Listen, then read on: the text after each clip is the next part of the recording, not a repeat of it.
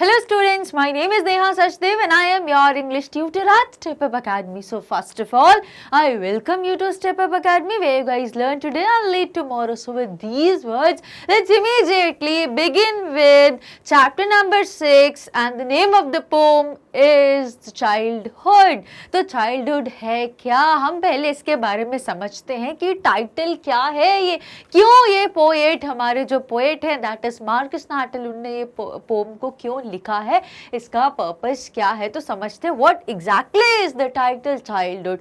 तो चाइल्डहुड वो बचपन की एज को बोला गया है, वो एज जब बच्चा बहुत ही छोटा सा होता है, बहुत ही इमेच्योर होता है, तो उसके बारे में पूरी पोम है। एक जो पोएट है वो यहाँ पर चाइल्डहुड पोम से ये बताना चाहते हैं कि एक चाइल्ड ये वॉन्डर करता है कि मेरा बचपना कब खो गया, और पूरी पोम में जो फर्स्ट 3 स्टैंजास है उसमें यही डिस्कस करता है कि वो कब गुम गया, कहाँ गुम गया, और एंड में कब गुम गया, कब कब 3 पैराग्राफ में वेन से बात होती है और लास्ट पैराग्राफ में फाइनली वो बात करते हैं कि वो कहाँ चला गया। तो this is all about childhood. अब जल्दी से विदाउट वेस्टिंग एनी टाइम हम समझते हैं कि इसका मेन आइडिया क्या है, थीम क्या है, around which the entire poem is revolving, और फिर हम समरी को डिस्कस करेंगे with few important and extra question answer. So come students, let's immediately begin with discussing the poem with first the theme of the poem. तो सबसे पहले हम बात करते हैं हमारी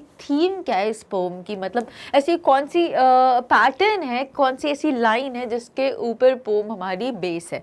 so the pome childhood is nostalgic. तो नॉस्टैल्जिक क्या होता है? नॉस्टैल्जिया फीलिंग को बोला जाता है। कौन सी वो फीलिंग? जब हम अपनी पुरानी चीज़ों को याद करते हैं, उन मेमोरीज को चेरिश करते हैं, तो वो नॉस्टैल्जिया कहलाता है।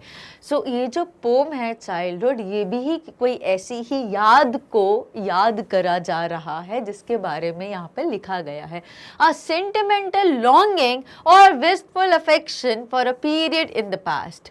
अब the poem childhood is nostalgic because the poet is talking about his lost childhood। अब poet यहाँ पर किसकी बात कर रहे हैं? उनका जो lost childhood है, क्योंकि अलग अलग एजेस होती हैं ह्यूमन लाइफ में, तो चाइल्डहुड के बाद एडल्ट होते हैं, मैच्योर होते हैं, तो सिमिलरली वो बात कर रहे हैं, अब वो थोड़े मैच्योर हो गए हैं, अब वो याद कर रहे हैं कि मेरा चाइल्डहुड कहाँ पर खो गया, where did I lost my childhood.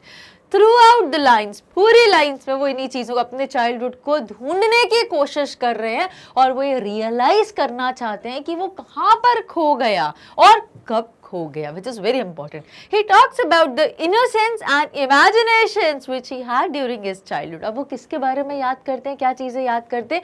एक बच्चा जाना ही जाता है अपनी मासूमियत की वजह से, तो वो किसको याद करते हैं? अपने इनोसेंस को याद करते हैं और इमेजिनेशंस को याद करते हैं। इस पोम में वो याद करते हैं कि वो जब बच्चे थे वो कैसे क्या क्या चीज़ें इमेजिन करते थे। हमें कोई चीज़ बचपने में बोली जाए कि बेटा ऐसा होता है, फॉर एग्जाम्पल मैं एक बहुत ही like it's just speaking in a sarcastic way, कि ऐसा बोला जाता था कि जो फ्रॉग्स होते हैं, बारिश जब होती है तो जो मेंढक होते हैं वो आसमान से बारिश के साथ नीचे आते हैं, तो बच्चे ऐसे ही बिलीव कर लेंगे बिकॉज वो बहुत इनोसेंस होते हैं, इतने इनोसेंट होते हैं कि उनका ज़्यादा, बिकॉज लॉजिकल थिंकिंग नहीं होती उनके पास, उनको चीज़ें नहीं पता होती, वो न्यू फाइट रहते हैं चीज़ों के लिए, तो हम उनको जो फीड कर देंगे वही चीज़ों को मानना शुरू कर देते हैं। तो वो जो इनोसेंस होती है चाइल्डहुड में, उसके बारे में यहाँ पर पोएट बात कर रहे हैं। और दूसरी चीज इमेजिनेशन, कि वो इमेजिन करते हैं कि चीजें ऐसी होती हैं, भूत ऐसा दिखता होगा, ये चीजें ऐसी होंगी,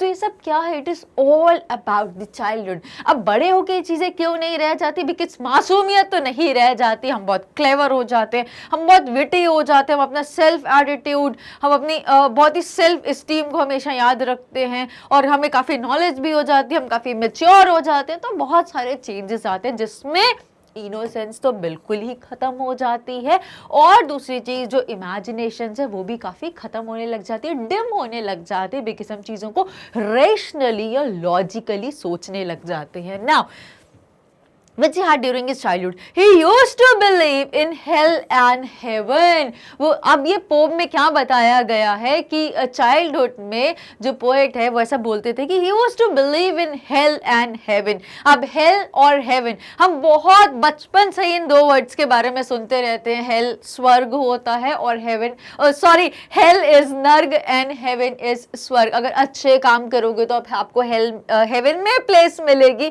और अगर बुरे काम करोगे तो आपको हेल में प्लेस मिलेगी. और ऐसा बोला जाता था ना, आई होप आप लोगों के साथ भी ऐसा हुआ होगा कि जब अगर आप गलत काम करोगे, किसी को मारोगे, किसी को तंग करोगे, किसी को बुरा बोलोगे तो आपको हेल में जाना पड़ेगा. हेल में जो डेविल्स होते हैं वो आपको कढ़ाई में गरम तेल में तलेंगे. इट वाज ये सब इमेजिनेशन. तो बच्चा जो होता है, जो चाइल्डहुड की एज होती है, वो इन सारी चीजों को इमेजिन करते हैं बिकॉज वो बहुत इनोसेंट होते हैं. तो इस पोम की जो मेजर थीम है वो है इनोसेंस एंड इमेजिनेशन. उसके आसपास पूरी पोम हमारे रिवॉल्व करेगी और इसी थीम पर हमारी पोम फ्लो करेगी.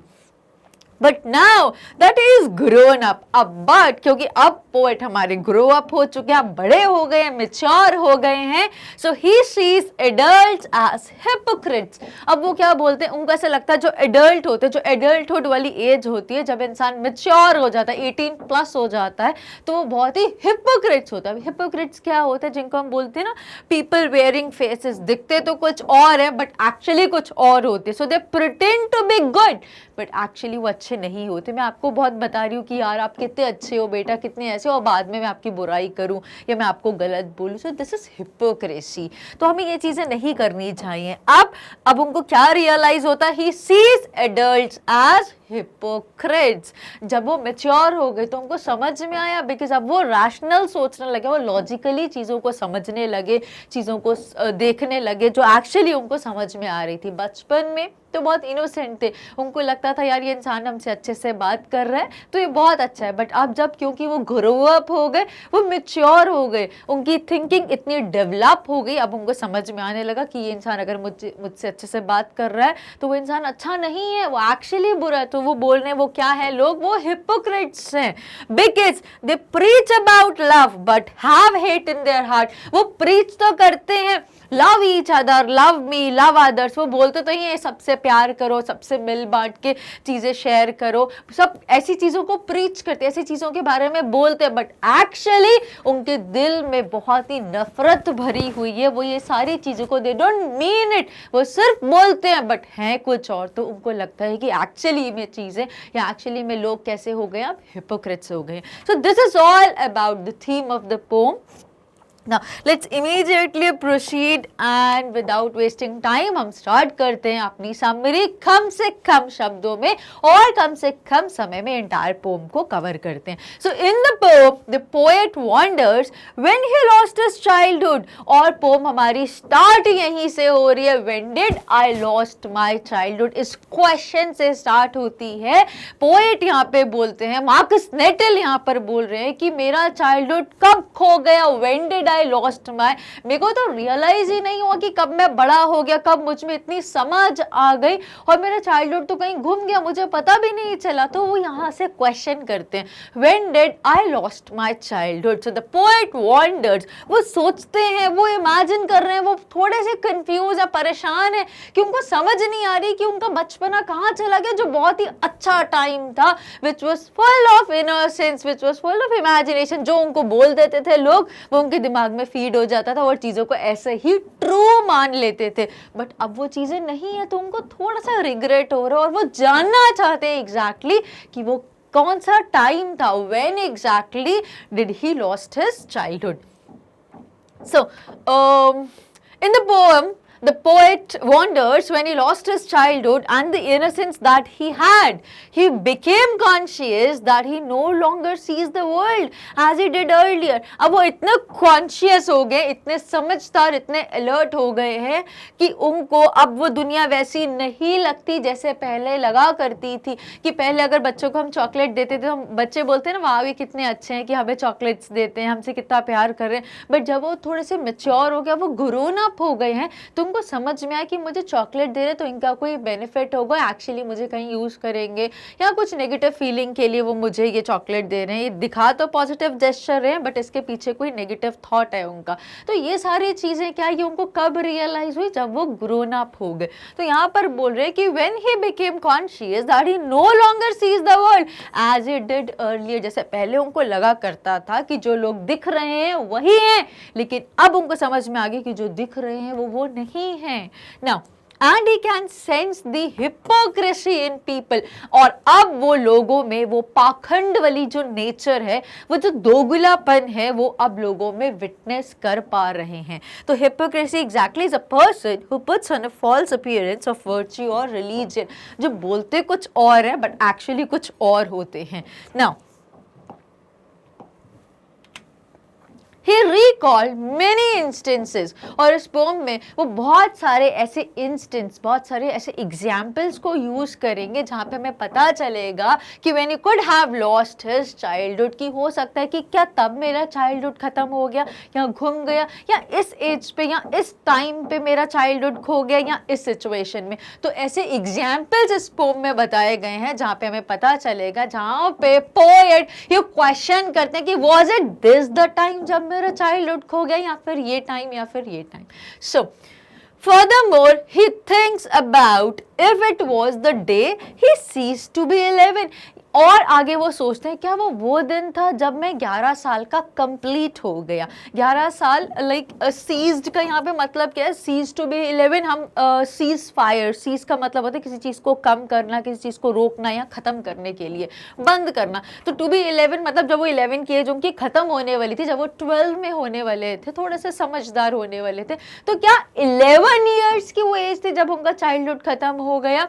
और he realize that hell and heaven didn't exist in this world and no one could find them in the geography। अब वो क्या बोलते, क्या वो टाइम था जब उनको रियलाइज हुआ कि हेल और हेवन असली में, हकीकत में, रियलिटी में एग्जिस्ट नहीं करते हैं, और उनको क्या समझ में आया, that no one could find them in geography, और उनको जियोग्राफी में भी ढूंढा नहीं जा सकता। क्योंकि जब हम बचपन में बच्चों को बोलते हैं कि ऐसा करोगे तो हेवन मिलेगा, ऐसा करोगे तो हेल मिलेगा, तो अब उनको रियलाइज हुआ कि हेल और हेवन कोई फिजिकल लोकेशन नहीं है जहाँ पे जिसका एड्रेस हो, जहाँ पर हम जा सके, ऐसी कोई जगह नहीं है। इसीलिए वो बोलते हैं कि और ही रियलाइज, जब उनको ये रियलाइज हुआ, जब उनको ये समझ आई that hell and heaven didn't exist in this world, वो इस वर्ल्ड में कहीं फिजिकली लोकेट ही नहीं किए जा सकते। जियोग्राफिकली अगर हम मैप्स बनाएं तो कहीं पर हेल और हेवन की तो लोकेशन आती ही नहीं है। तो जब उनको ये चीज समझ में आई, क्या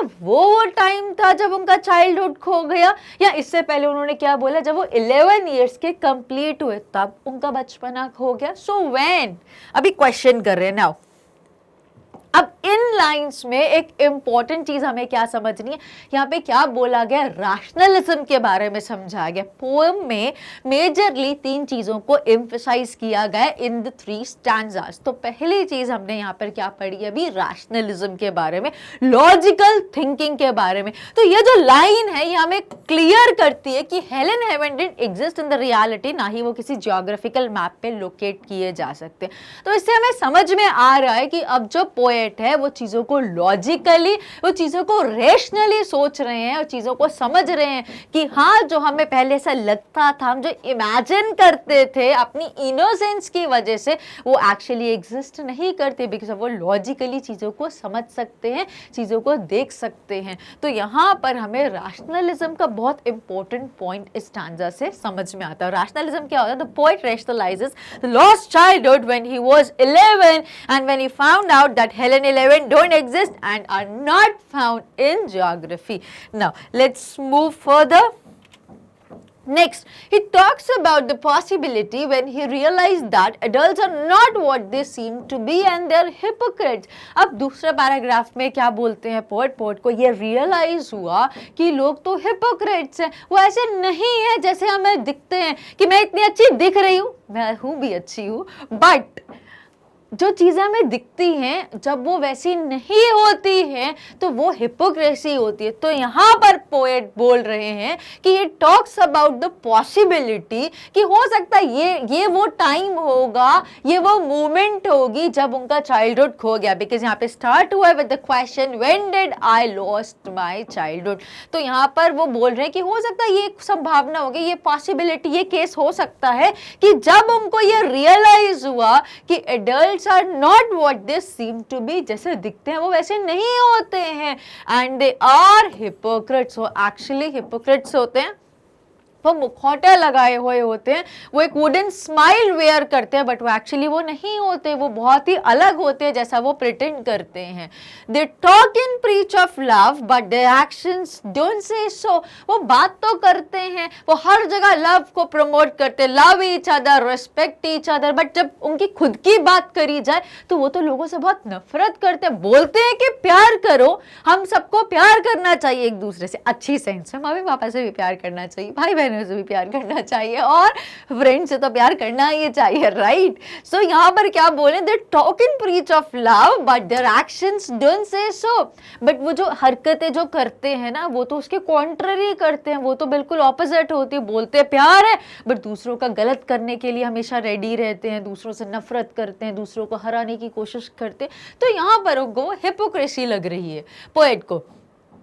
Was it the day when he realized that his mind was his own and capable of producing his own thoughts? तो यहाँ तक जो सेकंड स्टैंजा था, यहाँ से हमें पोम की दूसरे इंपॉर्टेंट पॉइंट का पता चला जो था हिपोक्रेसी। पहले में हमें क्या पता चला, लॉजिकल थिंकिंग के बारे में, कि क्या जब वो 11 साल के हो गए उनको ये रियलाइज हुआ हेल और हेवन कोई ज्योग्राफिकली लोकेट नहीं की जा सकती, तो उनको रैशनल थिंकिंग आ गई, वो लॉजिकल चीज़ों को सोचने लग गए। तो रैशनलिज्म जो एक इंपॉर्टेंट पॉइंट है discussed in the entire pome.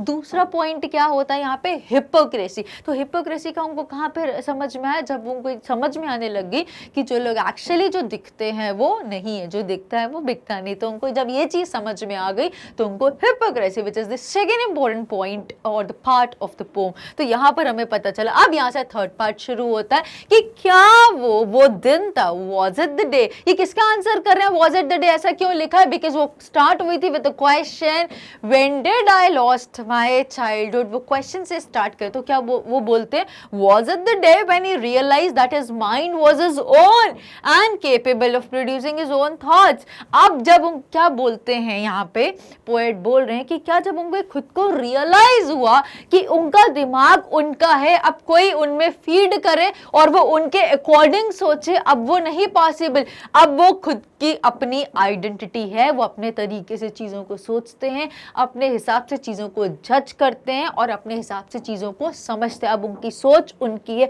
कोई इस पर गवर्न नहीं कर सकता, कोई उनको फीड नहीं कर सकता, वो रोबोट्स नहीं बन सकते हैं। तो अब उनको क्या थर्ड इंपॉर्टेंट पार्ट याद आया अपना, दैट इज इस पोम का जो थर्ड इंपॉर्टेंट पार्ट है वो आता है हमारा इंडिविजुअलिटी के बारे में, जिसके बारे में हमें यहाँ से थर्ड स्टैंजा से पता चला। Was it the day when he realized that his mind was his own and capable of producing his own thoughts? क्या ये दिन वो दिन था जब उनको रियलाइज हुआ कि हाँ इस टाइम पे उनका चाइल्डहुड खो गया, when he lost his childhood? कौन सा दिन, जब उनको रियलाइज हुआ कि अब उनका दिमाग उनका है, अब वो किसी और के थॉट्स के हिसाब से नहीं सोचेंगे। अगर कोई बोलेगा अगर ऐसा करोगे तो हेल में जाओगे, ऐसा अच्छा काम करोगे तो आपको हेवन में जगह मिलेगी, और अगर आप हेल में जाओगे तो वहाँ पे आपके साथ ऐसे ऐसा ट्रीटमेंट किया जाएगा, तो अब वो वैसा नहीं सोचेंगे, अब वो रेशनली सोचेंगे, अब वो लॉजिकली अपने दिमाग के हिसाब से, अपनी टीचिंग्स, अपनी नॉलेज, अपनी अंडरस्टैंडिंग के हिसाब से चीज़ों को समझेंगे। तो अब कोई और उनको गवर्न नहीं कर सकता, उनके थॉट्स अब उनके खुद के हैं और उनकी खुद की एक अपनी अलग पहचान है, उनके यूनिक आइडेंटिटी है, जिसकी वजह से वो एक अलग इंडिविजुअल हैं। Now Now, and was incapable of producing his own thoughts. No one could own that, and he is an individual with his particular personality.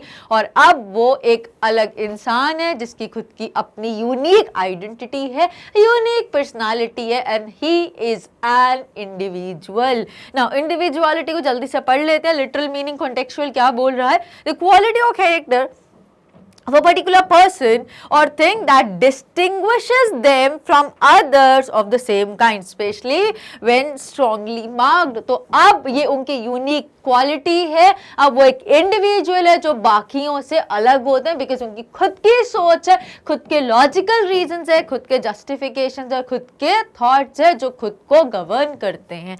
So now let's immediately proceed. And in the last stanza he talks, poet Marcus Natal यहाँ पे क्या बोलते हैं? He talks about the whereabouts of his childhood. अब वो last stanza में क्या करते हैं, क्या क्या हुआ चाइल्डहुड के बारे में, कब कहाँ कैसे क्या, वो सारी चीज़ों को रिकॉल करते हैं because it is all about nostalgic. So he talks about the whereabouts of his childhood. He concludes that it had gone to some forgotten place. अभी हम क्या बात कर रहे थे? when. तो इनिशियल के जो 3 stanzas हैं बिगिनिंग ऑफ द पोम में, वहां पर पैराग्राफ्स स्टार्ट होते हैं by the question when did I lost my childhood. Not I, the poet Marcus Natten. But यहाँ पर अगर हम बात करें 4th और कंक्लूडिंग स्टैंजा में, तो वहां पर ये स्टार्ट होता है paragraph from where did I lost my childhood. When, कब, और अब वो आगे कहाँ पर मेरा चाइल्डहुड गुम गया. He concludes that it had gone to some forgotten place. अब वो क्या बोलते हैं? वो conclude करते हैं इस पोम को ये बोलते हुए कि वो शायद कहीं एक forgotten place पे घूम गया है, वो ऐसी जगह पर घुमा है जो मुझे बिल्कुल भी याद नहीं है कि कहाँ मेरा childhood घूम गया है, खत्म हो गया है.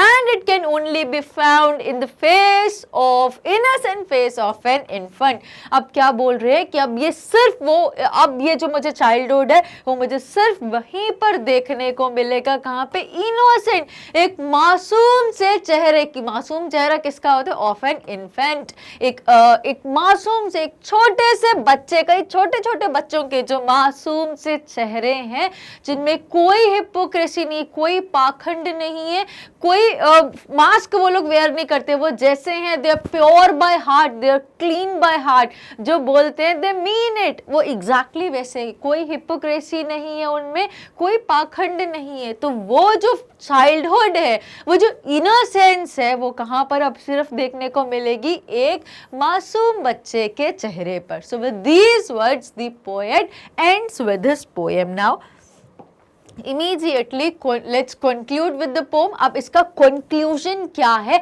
इसको हम end में कैसे खत्म कर सकते हैं. So the childhood summary discusses how the innocence of the childhood, जो innocence, जो मासूमियत होती है बचपने की, it gets lost, वो कैसे घुम जाती है. मतलब हम बचपन में तो बहुत ही मासूम होते हैं, जो हमें बोलते हैं हम मान लेते हैं, जैसा करवाना है हंस देते हैं, छोटी छोटी बातों पे रो देते हैं, फिर हंस देते हैं, कोई डांटता है फिर उससे प्यार करने चले जाते हैं. जो मासूमियत है जिसमें कोई थॉट नहीं है खुद के, ये जो चीजें कैसे गुम जाती है, ये कैसे नेचर चेंज हो जाता है, कैसे वो इनोसेंस घुम जाती है, कहीं लॉस्ट हो जाती है ऑल टुगेदर.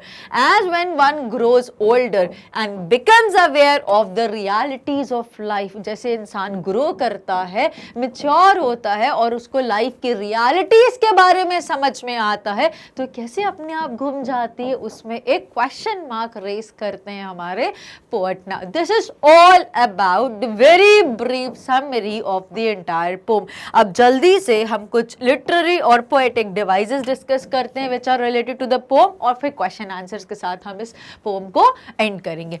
तो सबसे पहला जो पोएटिक डिवाइस आता है वो है हमारा पर्सोनिफिकेशन. ये इतना कॉमन है, हर पोम में मोस्टली यूज किया जाता है. तो अब तक तो आप समझ गए होंगे पर्सोनिफिकेशन क्या होता है, नाम से समझ में आता है. पर्सोनिफाई करना किसी चीज को, तो किसी नॉन ह्यूमन चीज को जब हम ह्यूमन कैरेक्टर देते हैं या क्वालिटी से डिस्क्राइब करते हैं, उसको पर्सोनिफिकेशन बोला जाता है.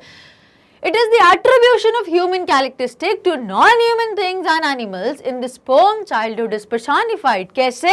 It went to some forgotten place. क्या वो कोई लिटरली अगर अगर हम देखें तो क्या चाइल्डहुड कहीं घूम गया है क्या? वो था अभी हमारे साथ, अब वो कहीं चोरी हो गया, वो घूम गया है कहीं, हमें मिल नहीं रहा, फिर से ले आएंगे ढूंढ कर। तो ऐसी कोई जगह है जो भूल गए हैं, वहां पर घुमा है, तो ऐसा कुछ लिटरली नहीं है, बट उनको ऐसा लगता है. So it is all personified very beautifully.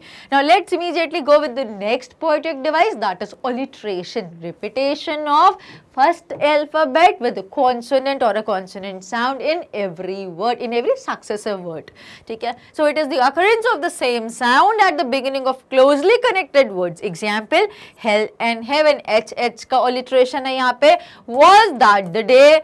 Was it when I found my mind and was really mine? Whichever way. तो WW, H, WW, इन सब का repetition हो रहा है हर successive word में, तो इसको हम alliteration बोलेंगे, except vowels नहीं होने चाहिए.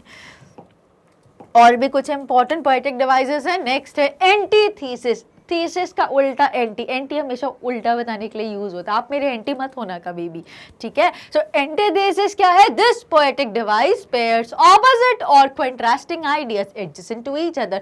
जब डे एंड नाइट एक पॉजिटिव एक नेगेटिव इकट्ठा यूज किए जाएंगे तो हम उसको एंटीथीसिस बोलेंगे. For example, hell and heaven, अच्छा और बुरा इकट्ठा यूज हुआ, that is antithesis. Enjambment. Next is enjambment. It is the continuation of a sentence to multiple lines. अब एक लाइन अगर जैसे मैंने बोला क्वेश्चंस, ये स्टैंजा जो हमारी पोम है उसमें 4 स्टैंजाज हैं, जो इनिशियल के 3 स्टैंजाज हैं वो स्टार्ट कॉमन लाइन से होता है और रिपीट हो रही है, so that is enjambment.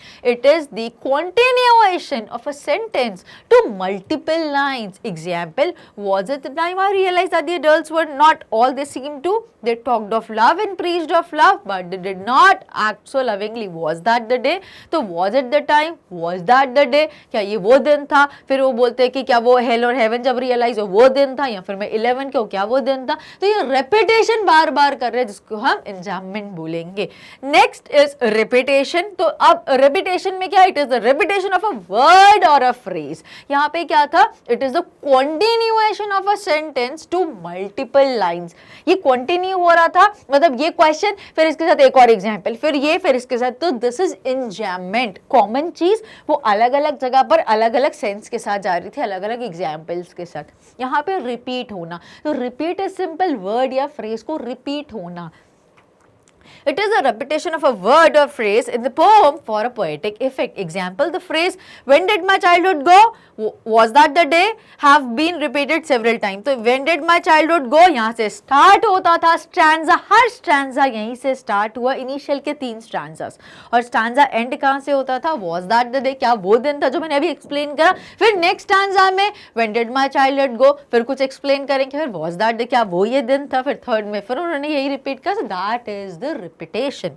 Now let's immediately move towards the next poetic devices, rationalism, जिसके बारे में हमने बहुत अच्छे से समझा. Because the entire poem was based on 3 main points.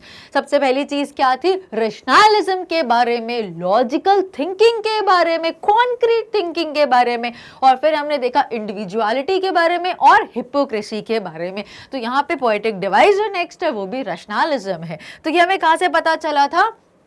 जब वो लॉजिकल सोचने लगते हैं कि जब वो 11 के हो गए और उनको रियलाइज हुआ कि हेल और हेवन कोई जियोग्राफिकली लोकेटेड 2 प्लेसेस नहीं है जो रियल लाइफ में, रियल वर्ल्ड में एग्जिस्ट ही नहीं करते, बिकॉज वो लॉजिकल सोच रहे थे 2 चीज़ों को जो देखी नहीं जा सकती. कहाँ है हेल, उनको कहीं समझ नहीं आता, उनको रैशनल थिंकिंग आ गई. That is rationalism. So the poet रैशनलाइजेस the lost childhood when he was 11 and when he found out that hell and heaven don't exist and are not found in geography. Example, when did my childhood go? Was it the time I realized that the adults were not all they seemed to be? They talked of love and preached of love, but they did not act so lovingly. Was that the day? तो जब उनको ये चीजें याद आई कि लोग ऐसा करते हैं, बट उन्होंने जब सोचा दिमाग से तो उनको लगा यार ये तो लोग ऐसा नहीं करते, तो उनको लॉजिकल थिंकिंग आई, वो समझ सके लोगों को यार जो प्यार से बात कर रहे हैं वो ऐसा नहीं है. तो ये जो 2 इनिशियल पैराग्राफ्स थे, उन दोनों पैराग्राफ्स में अलग अलग एग्जाम्पल से रैशनलिज्म के बारे में हमें समझाया गया है. Now moving with the next poetic device that is rhyme scheme. Rhyme scheme क्या होता है? राइमिंग बनाने के लिए पोएट्स क्या करते हैं, जो हर लाइन का, सेंटेंस का जो लास्ट, सेंटेंस नहीं बोलूंगी, हर लाइन का जो लास्ट वर्ड होता है उसको राइम बना देते हैं। अब कई बार इमीडिएट राइम होता है, कई बार फर्स्ट होता है, फिर एक वर्ड छोड़ के उसके साथ मैच करता है, तो वो स्कीम क्या बन रही है वो हम यहाँ पे जल्दी से समझते हैं।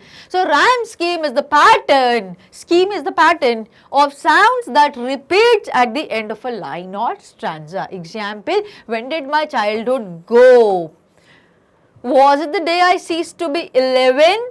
Was it the time I realized that hell and heaven could not be found in geography and therefore could not be? And was that the day? तो ये क्या हुआ? गो, इसका कोई राइम ओ पे एंड नहीं कर रहा, गो अलग हो गया, ए बना दिया, फिर 11 हेवन, जियोग्राफी बी और डे, तो ये A B B C C D, तो राइमिंग स्कीम क्या होगी हमारी? A double B double C और D. This is very important, बहुत बार हमें देखने को मिलेगी। Now moving further, refrain. Refrain करने का मतलब क्या होता है? Repetition to place emphasis on a set of words और an idea within a poem. जब हम किसी चीज पे एम्फसाइज करते हैं, और एम्फसाइज क्यों करते हैं? रिपीटेशन की वजह से। तो repetition to place emphasis on set of words और an idea within a poem. Example, when did my childhood go? Was that the day? तो बार बार ये रिपीट करा जा रहा है एम्फसाइज करने के लिए कि मेन जो थीम है, जो मेन आइडिया है पोम का, वो तो यही है कि वो कब मेरा बचपना खो गया, क्या वो ये कंडीशन थी? फिर दूसरे स्टांजा में बोलते हैं कब खो गया, क्या वो ये दूसरी कंडीशन थी? फिर तीसरा स्टांजा में बोलते हैं कब खो गया, क्या वो ये तीसरी कंडीशन थी? तो वो रेपिटेशन क्यों कर रहे हैं? एम्फसाइज करने के लिए कि this is the main idea of the poem. तो repetition to place emphasis on a set of words और an idea which is within a poem. So when did my childhood go? Was that the day? ये कहाँ पे use किया गया? In the first 3 paragraphs in the beginning and end of the stanza। मतलब stanza के first line और and line, दूसरा stanza first line and line, तीसरा स्टैंजा फर्स्ट और एंड में, और लास्ट में क्या करते हैं? Where did it go? तो was that the place? Now let's move further और इंडिविजुअलिटी के बारे में बात करते हैं। तो individuality is again the very important poetic device used in the pome. क्यों? बिकॉज हमने अभी बात करी रैशनलिज्म की, एक हिपोक्रेसी के बारे में हमने देखा, अब यहाँ पर आता है हमारा इंडिविजुअलिटी। इंडिविजुअलिटी कब रियलाइज हुआ?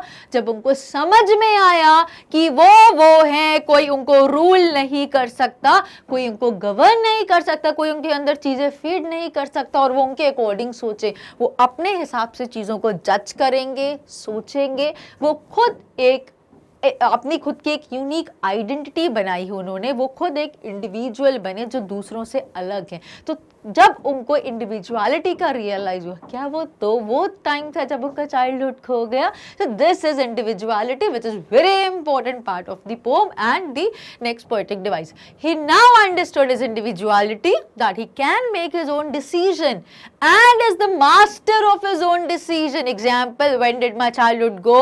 Was it when I find my mind was really mine? अब मेरा माइंड सिर्फ मेरा ही है, कोई मुझे सिखा नहीं सकता कि इसको मारो तो मैं मार दूंगा, इससे प्यार करो तो मैं इससे प्यार करूंगा, बिकॉज ये मेरा माइंड है। मैं चीजों को जज करूंगा कि कौन अच्छा है कौन बुरा है, क्या कोई हिपोक्रेट तो नहीं है, तो मैं अपने लॉजिकल थिंकिंग के हिसाब से चीजों को जज करूंगा, रेशनलाइज करूंगा, समझूंगा, एनालिसिस करूंगा और फिर डिसीजन लूंगा। तो अब मेरा माइंड मेरा है, कोई और गवर्न नहीं कर सकता। So was it when I found my mind was really mine to use whichever way I choose? जो भी मुझे करना है मैं अपने हिसाब से करूंगा, कोई मुझे बोलेगा नहीं। Producing thoughts that were not those of other people but my and mine own, सिर्फ मेरे और सिर्फ मेरे रहेंगे।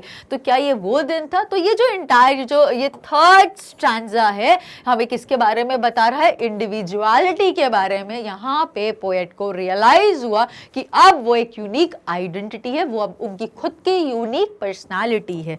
सो this was about the next poetic device and now anaphora. Anaphora क्या होता है? Rhetorical device that features the repetition of a word और phrase at the beginning of a successive sentence.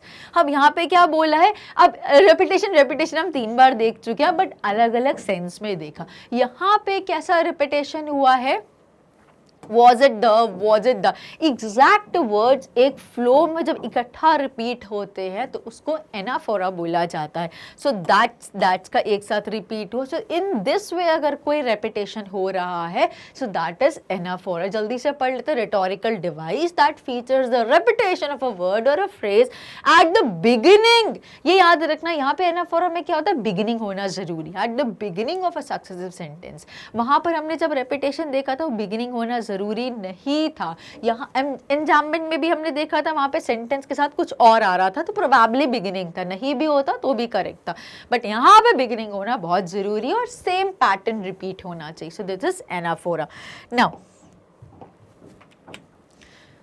Now let's immediately discuss with few important and extra question answer related to the chapters. So what according to the poem is involved in the process of growing up? अब आपको क्या लगता है, अब आप तो grown ups हो गए हो, 11th class students, right? So आपको क्या लगता है पोम के हिसाब से क्या इन्वॉल्व हुआ होगा in the process of growing up? बड़े होने में क्या चीजें इन्वॉल्व होती है? So according to the poem the loss of childhood is involve in the process of growing up. आपका बचपना खत्म हो गया तो आप समझदार हो गए. आप जब मासूमियत, आपके अंदर से मासूमियत चली गई, खत्म हो गई, तो आप मैच्योर हो गए, आप एडल्ट हो गए, आप समझदार कहलाने लगे. अब आप ना समझ नहीं कहलाओगे. बस इतनी सी बात है. This loss is compensated by some gains which come with adolescence. अब ये जो लॉस हुआ, मतलब क्या बोल रहे हैं, जो लॉस हुआ वो कॉम्पेंसेट होता है किसी और चीज से. तो हमने क्या खोया, इनोसेंस खोई, और क्या पाया, एडोलेसेंस. इमेच्योरिटी गई और मैच्योरिटी आई, ना समझ गई और समझदारी आई. So this is what this loss is compensated by some gains which come with adolescence. These are increase in understanding. हमें क्या बढ़ जाती है चीजें, क्या हम गेन क्या करते हैं, तो हमारी अंडरस्टैंडिंग डेवलप हो जाती है. पावर ऑफ रेशनलाइजिंग, जिसको हमने रैशनल थिंकिंग बोला था, और discriminating as well as, discriminate करना सीख जाते हैं कि कौन सही, कौन गलत, कौन हिपोक्रेट, कौन नहीं. As well as a sense of individuality and self confidence. और क्या समझ में आ जाता है, सेल्फ कॉन्फिडेंस, इंडिविजुअलिटी के बारे में. तो तीन चीजें. जब हम रेशनल सोचना सीख जाते हैं तो हम ये गेन करते हैं. जब हम ग्रो अप करते हैं, जब हम अपनी इंडिविजुअलिटी को एक्सेप्ट करते हैं, उसको डिफाइन करते हैं, तो हम ग्रो करते हैं, वो उसको गेन करते हैं ग्रोइंग एज में. और तीसरी चीज, जब हमें ये रियलाइज होता है कि हम ये डिस्क्रिमिनेट कर सकते हैं, कौन हिपोक्रेट, कौन नहीं, कौन अच्छा, कौन बुरा, तो तब हम मैच्योर हो जाते हैं, तब हम ग्रोन अप कहलाते हैं. और ये चीजें हम गेन करते हैं as we grow. So these are the 3 important things जो हम अब शुरुआत से डिस्कस करते हैं. वही हमें यहाँ पे लिखने हैं. आप अपने ओन वर्ड्स में भी इन चीजों को लिख सकते हो. No problem in that. Now heading with the next question, what are the poet's feelings towards childhood. अब पोएट की फीलिंग्स क्या है चाइल्डहुड के लिए, तो पोएट हमारे मार्कस नाटन की क्या फीलिंग है चाइल्डहुड के लिए. सो लेट्स इमीडिएटली सी, जिसको हम ऑलरेडी डिस्कस कर चुके हैं. The poet regards childhood as an important stage in the process of growing up. अब जब तक बचपना नहीं आएगा तो आप कैसे ग्रो अप होगे. गलतियां कर गई तो हम सुधरते हैं, स्टेपिंग स्टोन है हमारा. तो एक एक एज ज़रूरी है, हर एक स्टेज ज़रूरी है एक्सपीरियंस लेने के लिए. तो हम ग्रोन अप कब कहलाएंगे, जब हम छोटे से बड़े. तो ग्रोइंग स्टेज जो होती है वो बहुत इंपॉर्टेंट बताई गई है. The poet regards childhood as an important stage in the process of growing up. Childhood is a period of make or believe. Children readily accept whatever the elders say. The poet does not feel any regret or sense of loss on losing his childhood. अब यहाँ पर क्या बोल रहे हैं ये कि the poet does not feel, उनको कोई उसमें कोई बुराई नहीं, उनको कोई रिग्रेट नहीं हो रहा, कोई पछतावा नहीं है, और कोई सेंस ऑफ लॉस नहीं है कि लूजिंग हिज चाइल्ड, कि मैंने वो अपना बचपना खो दिया तो मुझे अब बहुत बुरा लगा. शुरुआत में उनको लगा, बट उनको लेटर जस्टिफाई हो गया कि ग्रोइंग अप ये ग्रेजुअल प्रोसेस है, ये एक स्टेज है, ये फेसेस ऑफ लाइफ है. अगर चाइल्डहुड आया है तो एडल्टहुड भी आएगी ही आएगी. और ये बहुत इंपॉर्टेंट रोल प्ले करती है हमारे ग्रोइंग अप के लिए, हमारे ग्रोन अप कहलाने के लिए चाइल्डहुड. बिकॉज जो भी हम यहाँ पे सीखते हैं, जो भी हम इसको फीड करते हैं, वो आगे जाके हमें फ्रूट्स देते हैं. So it is just justified as, और पोएट ने भी उसको ऐसे ही एक्सेप्ट करा कि जो आप बोओगे वही आप पाओगे, what you sow you reap. तो इससे ही जस्टिफाई होता है ये हमारा क्वेश्चन का answer.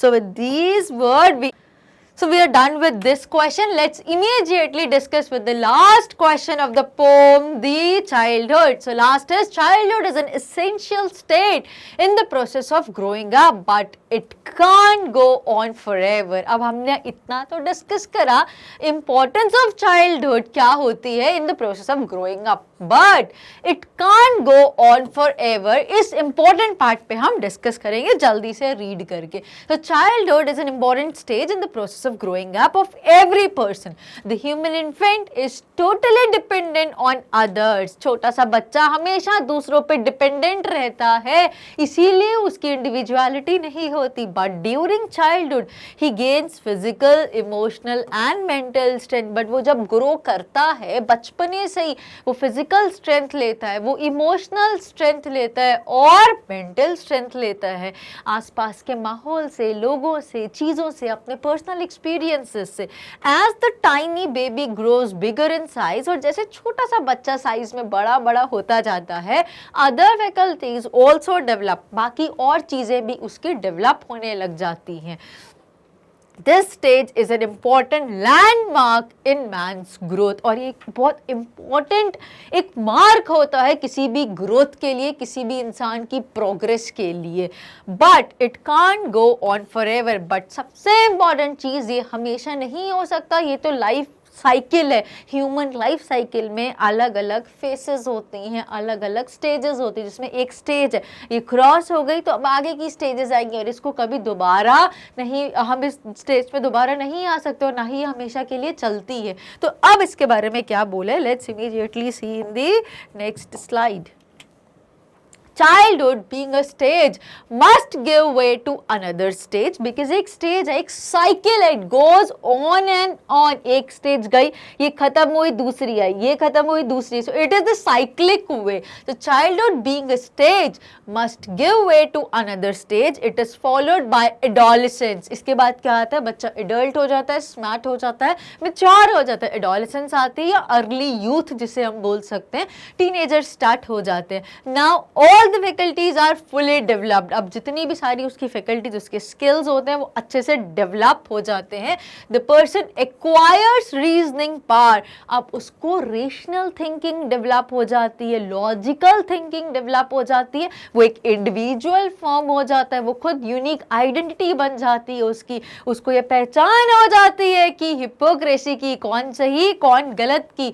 His rationalism helps him to decide truth or falsehood, fact and fiction. He acquires a fine capability of analysis and discrimination. उसको एक बहुत अच्छी skill मिल जाती है जिससे वो analysis कर सकता है और चीज़ों को अलग कर सकता है।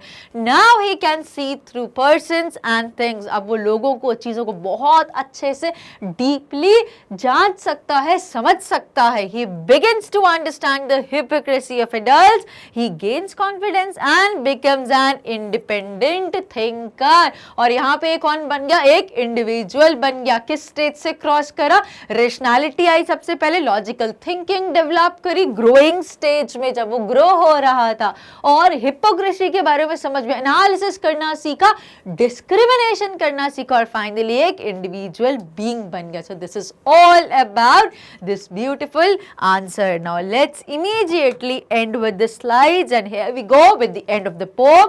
Thank you very much for viewing the channel, but before leaving please don't forget to like, share and subscribe the channels as much as possible. और अगर आपको कोई भी अलग जानकारी चाहिए किसी भी अलग सब्जेक्ट से related, so please do visit our official website by the name www.stepupacademy.ind.in. Thank you very much.